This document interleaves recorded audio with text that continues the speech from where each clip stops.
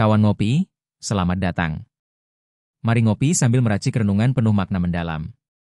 Kawan ngopi, mau tidak mau, suka atau tidak suka, kita hari ini sudah terseret arus globalisasi.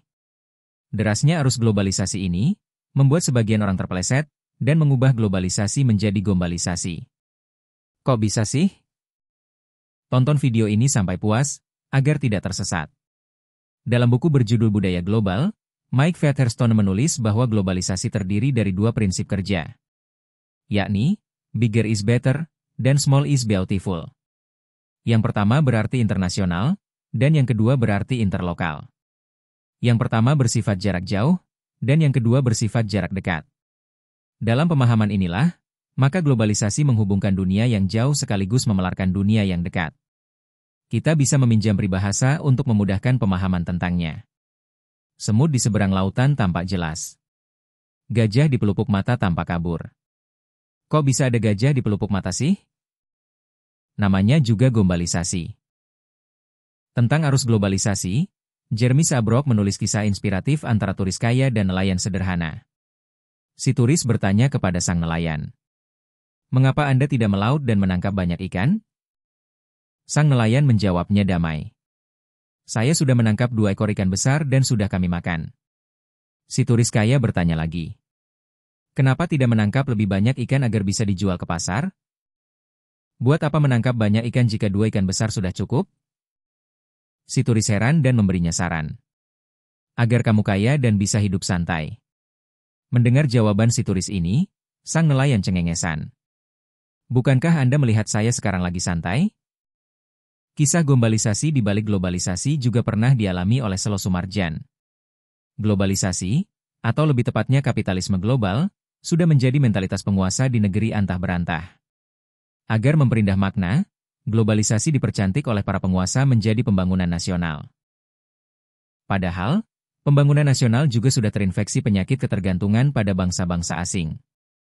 Inikah yang dinamakan berdaulat? Silahkan, renungi sendiri dalam hati, dan jangan lupa ngopi. Suatu saat, Selo Sumarjan melakukan penelitian lapangan di daerah pedalaman.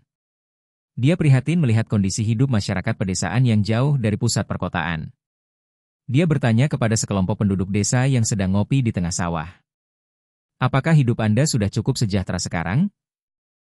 Penduduk desa menjawabnya begini, "Cukup Pak, asalkan tidak ada pembangunan." "Kok bisa tidak cukup kalau ada pembangunan?" Tanyanya lagi. "Kalau ada pembangunan, kami disuruh-suruh Pak Lurah, Pak Camat, dan Pak Bupati untuk bangun gapura, pelebaran jalan, dan membabat hutan. Waktu kami habis untuk program pembangunan pencitraan dan kekayaan mereka. Tetapi, mereka lupa jika telah menyita waktu kami untuk bekerja dan mengurusi keluarga. Model pembangunan apakah ini, Pak?" Selo Sumarjan tiba-tiba terdiam, dan sambil mengelus-ngelus dada.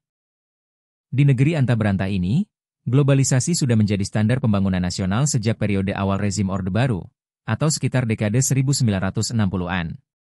Kita ambil satu contoh kasus menarik di wilayah kepulauan dan pedalaman.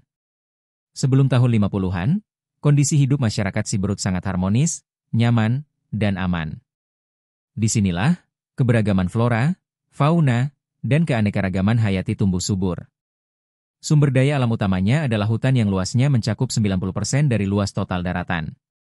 Mengumpulkan madu, berladang nilam, berburu kera dan rusa, serta mengumpulkan rotan adalah pekerjaan utama sehari-hari mereka. Di daerah pantai difokuskan pada produksi kopra, perikanan, bertani cengkeh, dan pinang. Sejak 30 tahun terakhir, Pulau Siberut dikenal sebagai pulau sumber daya alam seperti kayu hutan, perikanan, dan hasil hutan non-kayu. Sistem kekeluargaan mereka adalah patrilineal yang disebut Uma. Kata Uma menunjuk pada rumah besar yang dihuni oleh sejumlah anggota kelompok. Sistem kepemilikan tanahnya bersifat komunal yang juga diatur dalam sistem Uma.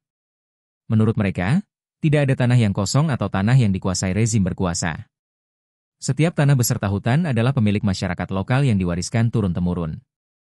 Sejak tahun 1971, sistem Uma ini mengalami goncangan besar, karena adanya peraturan penambangan hutan berstatus tanah produksi. Dengan munculnya legalisasi penambangan hutan ini, maka hutan Siberut dibagi habis dengan beberapa perusahaan pemegang HPH. Yakni, PT Cirebon Agung memiliki 70.000 hektar, PT Kayu Siberut sebanyak 70.000 hektar, PT Carya Parin Pulau Siberut sejumlah 35.000 hektar, dan PT Inkapa sebesar 70.000 hektar. Tersisa hanya 6.000 hektar untuk Suaka Marga Satwa. Saat itulah, konflik sosial bermunculan antara masyarakat lokal dan rezim berkuasa yang bermitra dengan perusahaan. Citra kemalasan penduduk lokal cenderung dipertebal, sehingga ada suatu landasan mendesak untuk memuluskan agenda pembangunan. Citra kemalasan ini telah lama bersemayam ke dalam sistem pengetahuan bangsa jajahan.